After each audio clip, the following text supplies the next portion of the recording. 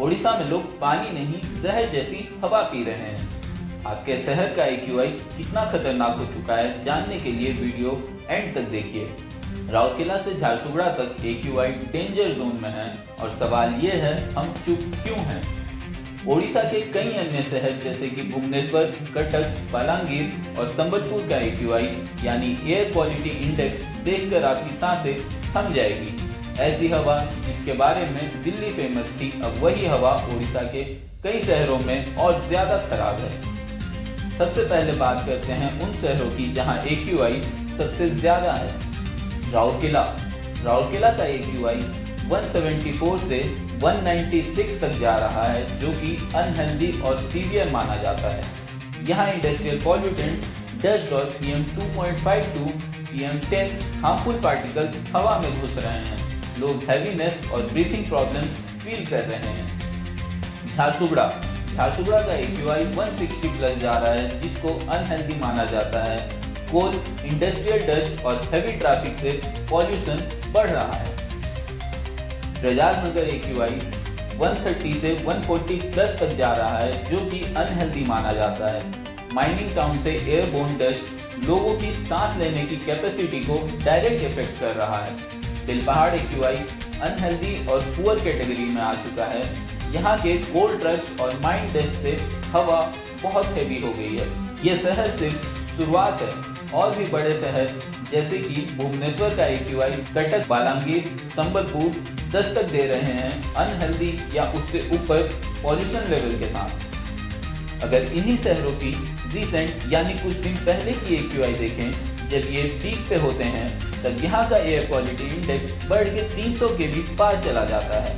राउरकेला की अगर बात करें तो रिसेंटली ये इस साल जनवरी 31 को 305 था और नॉर्मली भी रिसेंट डेज में ये आंकड़ा 214 से 295 तक देखा जा रहा है रात के समय में। झारसुगुड़ा की अगर बात करें तो रिसेंटली 28 और 29 जनवरी को 364 AQI देखा गया था। बेलपहाड़ का पिछले 1-2 दिनों में AQI 191 था और एवरेज डेली AQI तो 120 से 150 के बीच होता है। वही प्रजाजनगर की अगर बात करें तो 29 जनवरी को यहाँ का AQI 193 तक पहुँच गया था। ऐसे ही कटक 23 और 24 जनवरी को 279, बालांगीर 29 और 30 जनवरी को 258 और संबलपुर 28 और 29 जनवरी को 338 AQI लेवल तक देखा गया था।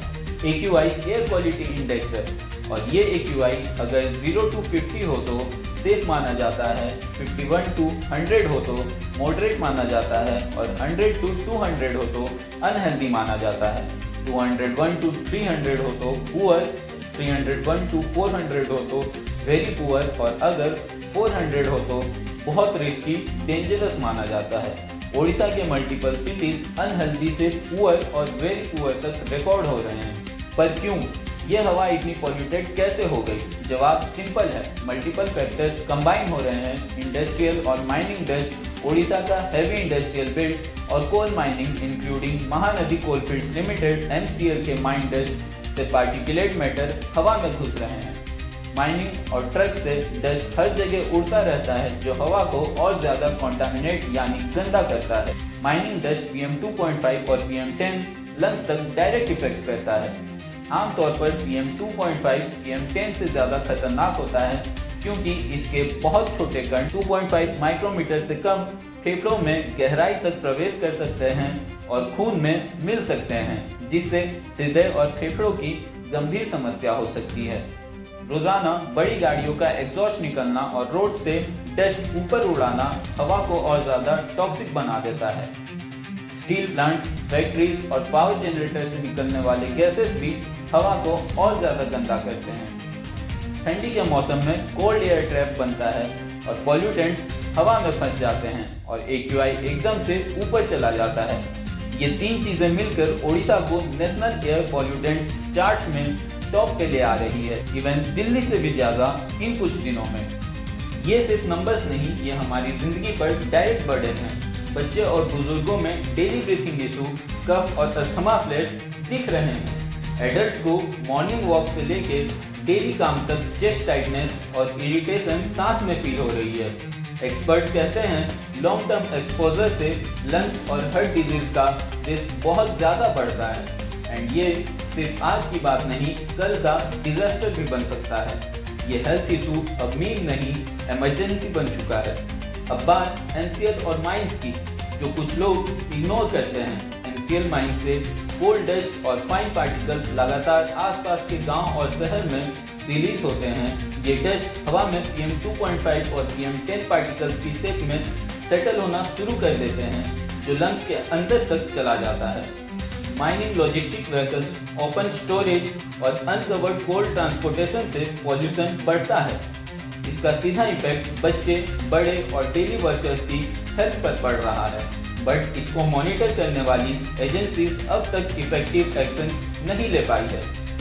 पॉल्यूशन कंट्रोल कॉम्प्लायंसेस वीक हैं और एनफोर्समेंट कमजोर दिख रहा है। अब सबसे बड़ा सवाल, सरकार क्या कर रही है? पॉलिसीज है, मॉनिटरिंग स्टेशन है, लेकिन एनफोर्समेंट और ग्राउंड एक्शन लगभग डेड स्लो हैं। लोगों का कहना है कि स्ट्रिक्ट इंडस्ट्रियल एमिशन कंट्रोल और डस्ट मैनेजमेंट की डिमांड तब तक लाउड नहीं है जब तक नंबर हैजर्डस कैटेगरी तक नहीं गए। जब पॉल्यूशन वेरी पुअर और पुअर कैटेगरीज दिख रही है तब हेडलाइंस मिलती है, पर तब तक हेल्थ प्रॉब्लम और बढ़ जाएगी। ये नंबर्स सिर्फ स्टैटिस्टिक नहीं, ये हमारी जिंदगी का अलार्म बेल है। सांस हम सब का बेसिक हक है और इसको बचाना हमारी जिम्मेदारी है। शेयर करो ये वीडियो, कमेंट करो अपने शहर का AQI एक्सपीरियंस और टैग करो लोकल अथॉरिटीज को। अवेयरनेस से ही बदलाव आएगी। धन्यवाद।